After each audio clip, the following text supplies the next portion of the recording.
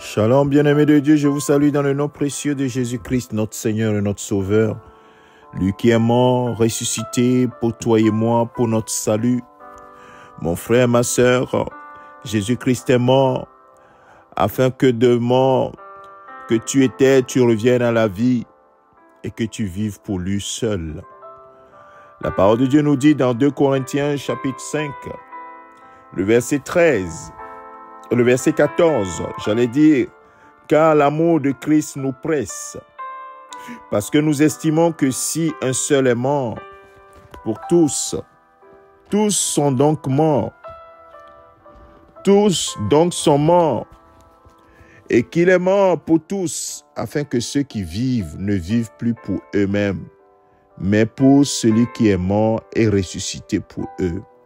Bien-aimé, que cette parole puisse transpercer ton cœur et aller au tréfonds de toi pour réveiller le seul sentiment que nous devons avoir face à la croix, au sacrifice de Christ à la croix, véritablement le renoncement de soi. Bien-aimé de Dieu, Christ n'est pas mort pour ses propres péchés.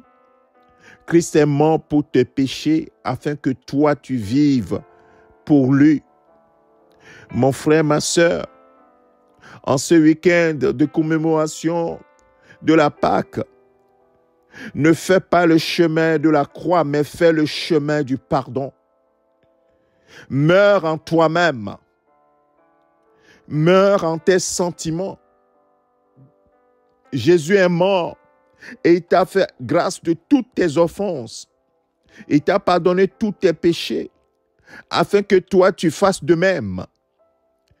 Tu as beau commémorer la Pâque, tu as beau faire le chemin de la croix. Bien-aimé, cela n'est pas le plus important. Christ a déjà payé le prix. Mais c'est ton propre chemin, le chemin du pardon, où tu dois libérer tous ceux qui sont dans ton cœur, pour que tu ne vives plus pour toi-même, mais que tu vives pour Christ. Et tu dois véritablement mourir pour que Christ vive. Il est mort et nous sommes morts ensemble avec lui pour ressusciter ensemble, pour une nouveauté de vie. C'est pour cela que dans le verset 17, la parole de Dieu déclare, si quelqu'un est en Christ, et j'espère, je crois que tu es en Christ. Si tu professes ou bien tu confesses que tu es en Jésus-Christ, écoute très bien ce qui se passe, ce que la parole de Dieu déclare. Si quelqu'un est en Christ, il est une nouvelle création. Bien-aimé, est-ce qu'une nouvelle création ressemble à l'ancienne création? Regarde comment tu étais, tes sentiments avant de connaître Jésus-Christ. Et si tu as les mêmes sentiments, est-ce que tu as vraiment été recréé en Jésus-Christ? Est-ce que tu es vraiment né de nouveau? On dit si quelqu'un est en Christ, il est une nouvelle création. Les choses anciennes sont passées. Les blessures du passé sont passées. Les offenses du passé sont passées. Ceux qui t'ont blessé dans le passé, c'est passé. Ceux qui t'ont fait du mal, t'ont persécuté, t'ont maudit, t'ont harcelé ou ceci ou cela, t'ont fait du mal, c'est passé. Voilà la parole de Dieu. Ce qui est passé est passé. Toutes choses sont devenues nouvelles en Jésus-Christ. Oh, bien-aimés de Dieu, comment pourrons-nous professer que nous sommes en Jésus-Christ et ressembler tellement à notre ancienne nature? Mon frère, ma sœur, c'est le chemin du pardon dont tu as besoin, pas le chemin de la croix. Jésus a déjà payé le prix à la croix pour que toi tu meurs, pour que tes sentiments, tes anciens sentiments, la haine dans ton cœur, la colère, la méchanceté, toutes ces choses meurent et que tu ressembles maintenant Jésus ressuscité. Tu ressembles au Seigneur, que tu sois vraiment cette même plante avec lui. En nouveauté de vie, tu revêtes l'homme nouveau, créé maintenant par Dieu. C'est pour cela simplement que Christ est venu mourir à la croix, pour que véritablement tu sois une nouvelle création. Une nouvelle création. Une nouvelle création. Mon frère, ma soeur, est-ce que tu l'es? Fais le chemin du pardon.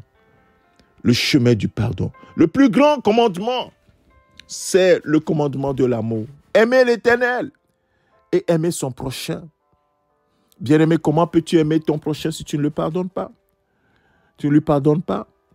Comment peux-tu aimer quelqu'un que tu n'as pas pardonné? Si Jésus dit, aimez vos ennemis, ceux qui vous persécutent, ceux qui vous font du mal, ceux qui vous cherchent du mal, ceux qui font ceci, aimez-les, faites-leur du bien. Oh frère, l'ancienne nature ne pourrait pas le faire, c'est impossible.